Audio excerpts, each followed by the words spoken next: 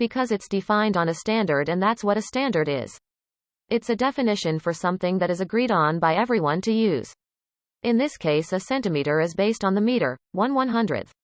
And a meter has been agreed on by the international scientific community to be exactly the distance light travels through a vacuum in 1/299,792,458 of a second.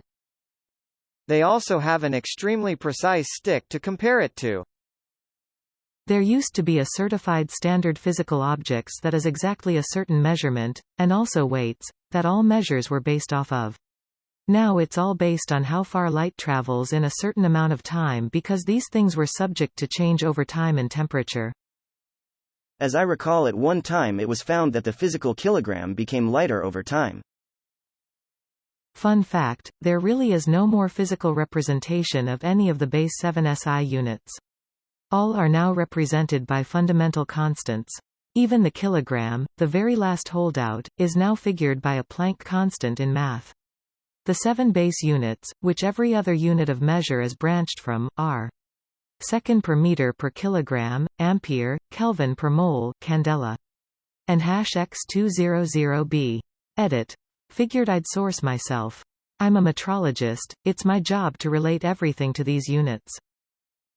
Greater than with the vote Friday, the world's top measurement scientists chose to affix the kilogram to the Planck constant, a fundamental concept in quantum mechanics that can never, ever change, here on Earth or in the deep reaches of the universe.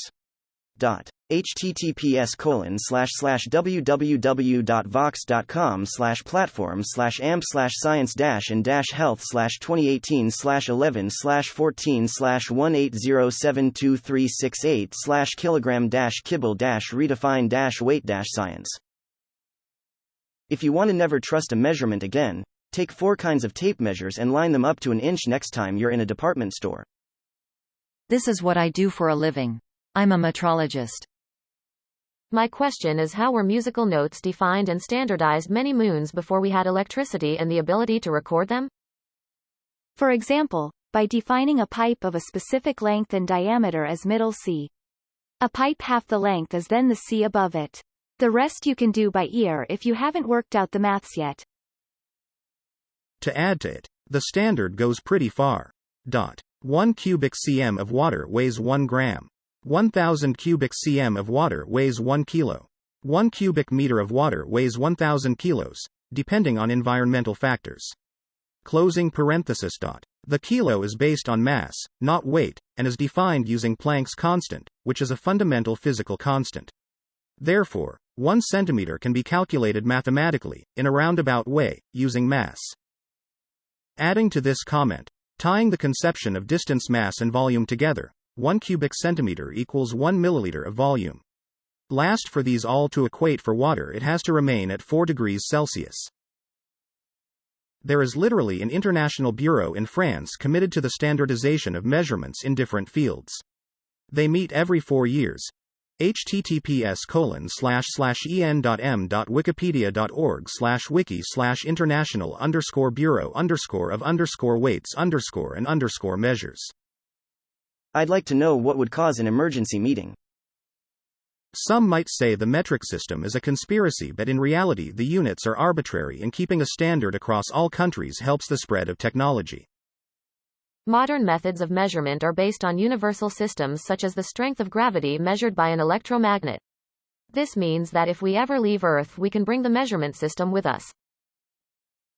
There is a government agency that defines and has a physical sample of the standard, or a piece that matches the physically described standard really well.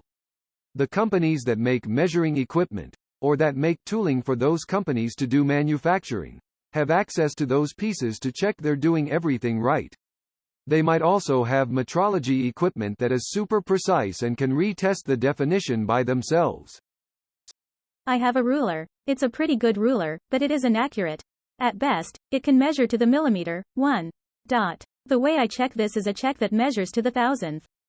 1.0005. It can kinda measure to the 10,000th, but it kinda gets inaccurate there, so you can't trust it. How do you check that? Well, there is something more accurate that measures to the 1.000005. But mysterious dear, how do we know that is right? Well, we have something more accurate. I can't tell you how accurate because there is nothing more accurate than that, so we can't check it till we get something more accurate. And that's typically what the National Institute of Technology controls in my metrology labs go through to make sure we are measuring accurately. There's a standard. The standard says that a meter is how far light in a vacuum can travel in 1/299,792,458 of a second. Since light speed is constant, it means that a meter is a meter. A centimeter is also constant, as it is 1/100th of a meter. There's also a standard for a second. https://en.wikipedia.org/wiki/second. Quite complicated. 1 centimeter is defined as 1/100th of a meter. 1 meter is defined as the exact distance light travels in an unobstructed path in a vacuum in 1/299,792,458 of a second. A second is defined as the duration of 9,192,631,770 periods of the radiation corresponding to the transition between the hyperfine levels of the unperturbed ground state of a cesium-133 atom. And #X200b. All of this is constant throughout the entire universe, so 1 centimeter is the same globally. For those mocking the question, until changed there were many measurements previously based on physical items. Look up kilogram being based on Lagrange K. Always be curious. Because standards agencies keep track of it. How do we know they're doing their job? Because precision scientific instruments, built to the same standards all over the world, all work correctly and produce equivalent results. I got a stick with notches on it. Why would the stick lie to me? While the rote answer about the speed of light, etc. is technically correct, I think the person was interested in knowing how they actually make the meter stick you buy in one country the right length compared to in another country. There actually has to be a chain of physical measurement sticks somewhere that you can trace back to an agreed source, and that's what I think they were interested in. I.e. the definition of a meter is fine and all. But where do people go to get that exact measurement on a stick? The keepers of the metric system guard over the master ruler in its secret vault buried deep underground. Anyone wanting to make a ruler or measuring tape must venture to this sacred location and have their measurements compared to that of the master ruler. Only after the keepers have decided that they are equal may you call what you have a centimeter. We aren't just like how ring size differs apparently. I used to buy size 8 all the time on the internet. It's always been the right size for me until my hands got a size bigger recently, and then one day I went to the jewelers to get one resized and they pulled out ring sizers and they read the wrong size. I told them what size the ring really was, but they insisted it was what their ring sizers said that was true. It's sad I trusted them less than the strangers I met on the internet. I don't know if it was something wrong with the jewelers, like maybe they were inexperienced or possibly their calibrators were off, but I just didn't trust them.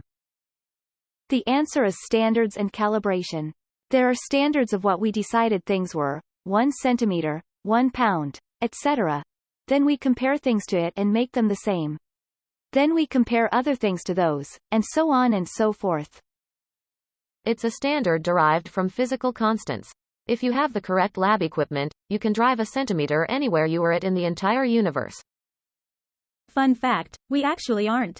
Definition of 1 meter is directly linked to speed of light.